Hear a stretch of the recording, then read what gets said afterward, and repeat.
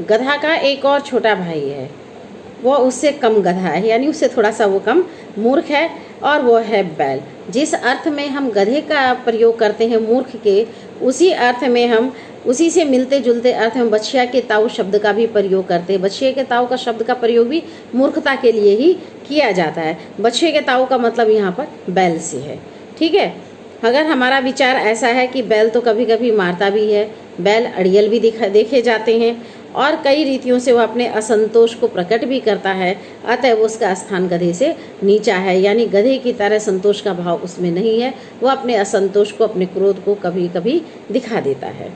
अब यहाँ इसके आगे की कहानी है जो बैलों के ऊपर आधारित है, जिसमें झूरी काछी के पास 2 बैल होते हैं जिनका नाम होता है हीरा और मोती। दोनों ही पछाई जाति के बैल होते हैं, दोनों में बहुत अच्छा भाईचारा होता है। दोनों बैल दिखने में खूब सुंदर होते हैं, ड्रिल डॉल में आकर्षक और ऊंचे होते हैं, और साथ साथ रहते रहते दोनों में अच्छा भाईचारा भी हो जाता है। दोनों अपने आमने सामने बैठ करके एक दूसरे से अपने सुख दुख की बातें कह लेते हैं। अवश्य उनके अंदर कोई ऐसी गुप्त शक्ति रही होगी जिससे वो एक दूसरे के मन की बातों को जान लेते हैं। लेकिन मनुष्य में, जीवों में श्रेष्ठता का दावा करने वाला, कि मनुष्य सभी जीवों में श्रेष्ठ प्राणी है, इसका दावा करने वाले मनुष्य के पास भी वैसी शक्ति नहीं कि वह बिना बोले एक दूसरे के मन के भाव को समझ ले। दोनों कभी चाट कर, कभी सूंघ कर एक दूसरे के प्रति अपने प्रेम को प्रकट करते हैं, कभी सींग भी मिला लेते हैं, कभी साथ बैठ करके एक दूसरे के साथ आत्मीयता का भाव भी प्रस्तुत करते हैं। इस पर दोनों में अच्छी दोस्ती होने के कारण थोड़ा धौल मुक्का माने, थोड़ा हल्का फुल्का लड़ाई झगड़ा जैसा भी माहौल उनका होता है, लेकिन वह उसको गंभीरता से कभी लेते नहीं। जिस वक्त ये दोनों बैल गाड़ी में जोत दिए जाते हैं और गर्दन हिला हिला करके चलते हैं, उस समय में इनकी चेष्टा होती है कि ज़्यादा से ज़्यादा भार इनकी गर्दन पर हो, अपने मित्र की गर्दन पर नहीं। यानी एक मित्रता की एक मिसाल इन्होंने पेश किया है कि गाड़ी में जोतें या हल में जोतें तो कोशिश यही रहती है कि मेरे मित्र पर कम भार पड़े और मेरे ऊपर ज़्यादा भार पड़े।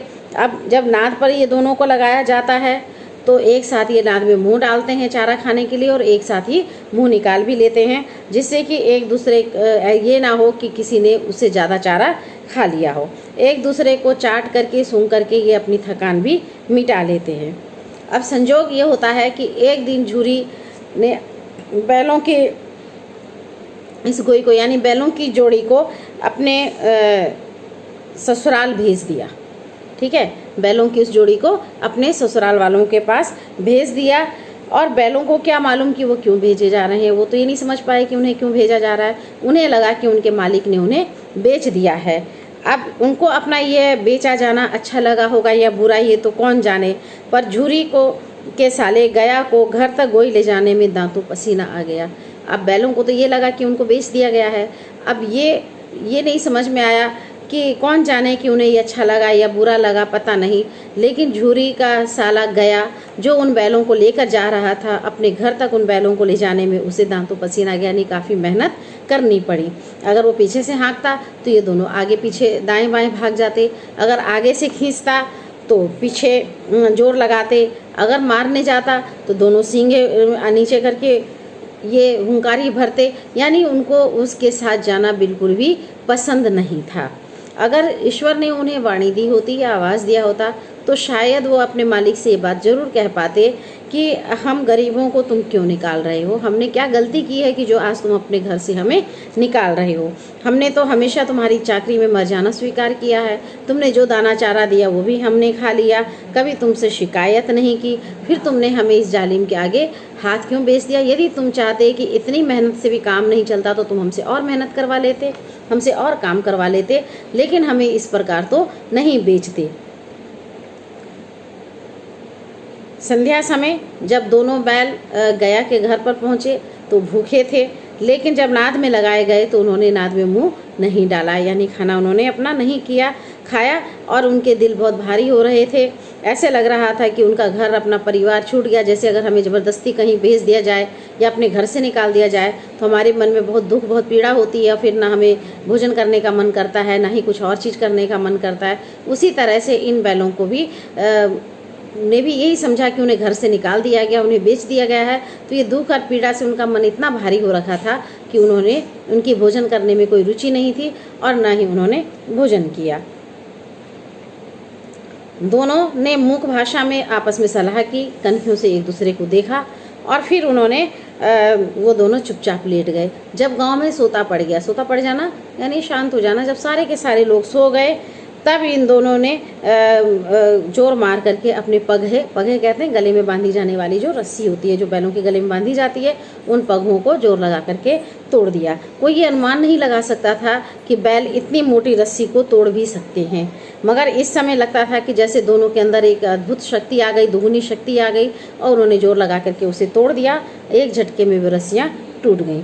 झूरी जब प्रातःकाल सो करके उठा तो उसने देखा कि दोनों बाघ चलनी पर खड़े हैं, यानी वह स्थान जहाँ पर बैलों को बांधा जाता था वहाँ पर वो दोनों के दोनों बैल खड़े हैं। दोनों की गर्दन में आधा आधा गराव लटक रही, यानी टूटी हुई रस्सी जो उनके गर्दन में थी वो लटक रही थी। घुटने भर उनके पैरों में कीचड़ भरा हुआ था और वह दोनों की आंखों में विद्रोहमय स्नेह झलक रहा था, यानी विद्रोह भी था मन में कि तुमने तो हमें निकाल दिया, लेकिन देखो लो हम फिर आ गए।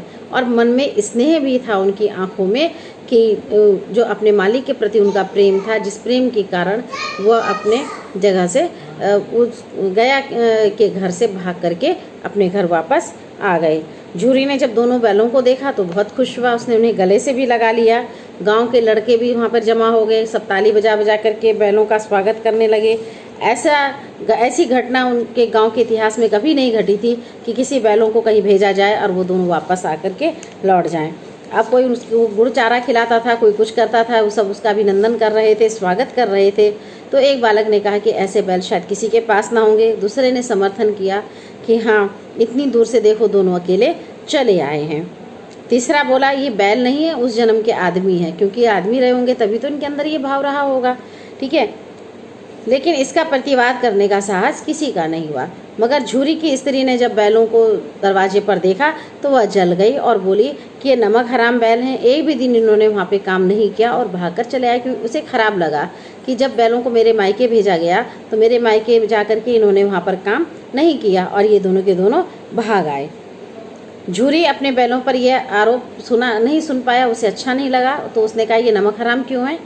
ठीक है, वहाँ तुम्हारे यहाँ इसको अच्छा दाना चारा नहीं मिला होगा, इसीलिए ये भाग आए। स्त्री ने रौब के साथ कहा कि खाली बैलों को खिलाना तो तुम ही जानते हो, हम लोग तो लगता है कि सारे के सारे पानी पिला करके ही रखते हैं। और स्त्री को जब झूरी ने चिढ़ाया कि चारा मिलता तो ये लोग भाग कर क्यों आते, तो उसने कहा कि तुम्हारे जैसे बुद्धुओं की तरह हमारे घर के लोग बैलों को सहलाते नहीं, इतना प्यार नहीं करते। ठीक है, अगर वो खिलाते हैं तो रगड़ कर उनको जोते, यानी उनको अगर अच्छा खाना खिलाते हैं तो उनसे काम भी खूब लेते हैं। मगर ये दोनों कामचोर ठहरे, इन्हें काम करने की आदत नहीं है, इसीलिए ये वहाँ से भाग आए हैं। और अब इन्हें सूखा भूसे के सिवाय मैं कुछ भी नहीं दूंगी, भले ये खाएं या ना खाएं।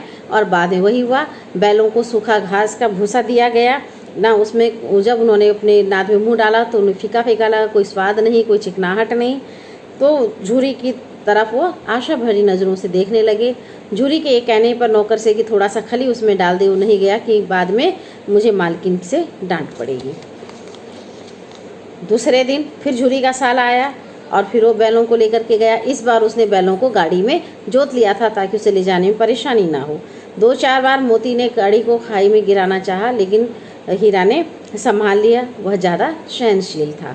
यहाँ पर जो 2 बैलों की कथा दी गई है, इसमें हीरा और मोती दोनों का नाम है। इसमें मोती थोड़ा विद्रोह करने वाली प्रवृत्ति का है, आक्रोश जिसके अंदर ज़्यादा है, क्रोध जिसके अंदर ज़्यादा है, जो अन्याय को सहन नहीं कर पाता है और तुरंत बदला लेने के लिए उद्यत हो जाता है। लेकिन हीरा शांत स्वभाव का है, स्थिर स्वभाव का है, वो सब कुछ सोच करके विचार करके ही कुछ करना चाहता है। यहाँ पर इन दोनों बैलों के माध्यम से प्रेमचंद ने ये भी दिखाया था कि हमारी आज़ादी के समय में जो 2 दल थे, एक नर्म दल और एक गर्म दल। एक ऐसा दल था जो उग्र था, जो लड़ करके आज़ादी छीनने के पक्ष में था, और एक दल ऐसा था जो नम्रता से सत्य और अहिंसा के मार्ग को अपना करके शांतिपूर्ण तरीके से आज़ादी लेने के पक्ष में था। यहाँ पर ये दोनों बैल उन दोनों दलों का भी प्रतिनिधित्व करते हैं। ठीक है।